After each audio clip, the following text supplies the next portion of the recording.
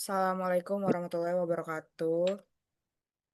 Eh, Perkenalkan, kami dari kelompok 3 ingin mempresentasikan tugas besar, yaitu tentang kasus hacking cracking.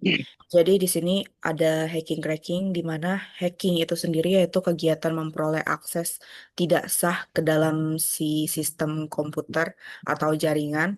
Terus cracking itu sendiri tuh tindakan ilegal yang membobol sistem keamanan.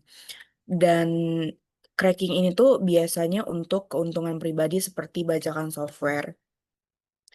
Adapun perbedaan dari si hacking dan cracking tuh, kalau hacking tuh biasanya legalitas yang legal. Terus si hacking ini tuh fokus pada sistemnya. Tapi kalau misalnya si cracking, dia selalu ilegal dan dia berfokus pada software. Selanjutnya akan dilanjutkan oleh teman saya, Cantika.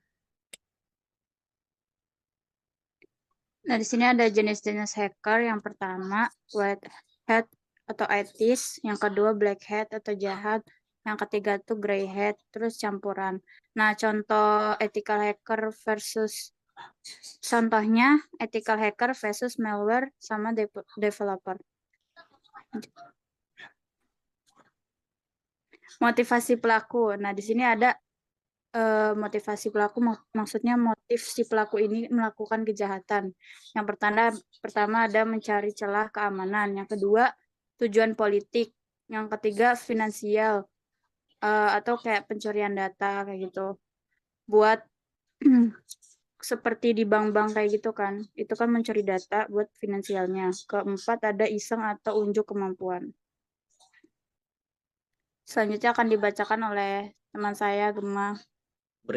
Berikutnya adalah dampak dari hacking atau cracking ini. Jadi ada beberapa dampak, beberapa diantaranya yaitu pertama kerugian finansial, hilangnya data sensitif, merusak reputasi perusahaan, serta gangguan operasional.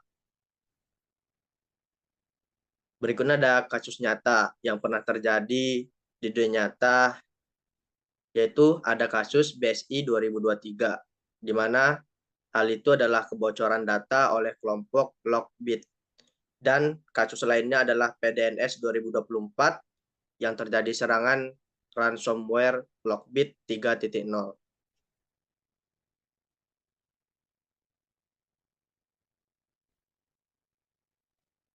Selanjutnya akan dipresentasikan oleh teman saya, Hafiz. Kemudian ada tindakan hukum, yaitu tindakan yang dapat menjerat para pelaku-pelaku kejahatan dalam dunia hacking dan cracking, yaitu ada UU ITE dan UU PDP. Di Indonesia mengatur sanksi terhadap pelaku hacking dan cracking. Kemudian ada UU ITE pasal 30, yaitu akses tanpa izin. Next, pencegahan dan rekomendasi, yaitu satu, edukasi keamanan cyber, menguatkan sistem keamanan, audit berkala, dan kolaborasi antar lembaga.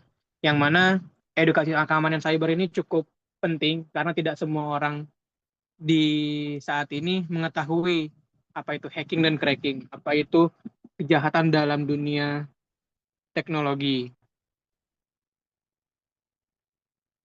Kemudian ada jenis-jenis hacker dan cracker, yaitu tadi mulai dari black hat, white hat, gray hat, script kiddle, aktivis, cracker. Nah, biasanya yang seperti white hat ini, mereka ini bekerja dengan permintaan, yang artinya seperti pekerjaan mereka tuh sudah resmi, tidak ilegal. Berbalik dengan black hat, yaitu biasanya tindakan-tindakan ilegal seperti mencuri data ataupun merusak. Nah, kalau untuk gray hat, yang mana dia itu tidak baik juga tidak jahat. Yang artinya dia itu masuk tanpa izin ke suatu sistem atau suatu keamanan dan tidak merugikan langsung ke perusahaan tersebut, tetapi justru memberikan dampak yang baik ke perusahaan tersebut untuk segera memperbaiki dalam celah keamanan tersebut. Lalu tadi ada script kiddie, yaitu pemula menggunakan tools siap pakai. Yaitu tadi ada lagi hacktivist berbasis ideologi atau politik. Mungkin dia menghack atau mencoba merusak suatu data milik lembaga nasional ataupun apapun itu. Lalu ada cracker membajak software dan sistem. Lanjut. Sekian presentasi dari kelompok 3. Mungkin banyak kurang lebihnya kami mohon maaf yang sebesar-besarnya. Billahi fisabilil haq wasabiqul khairat. Wassalamualaikum warahmatullahi wabarakatuh.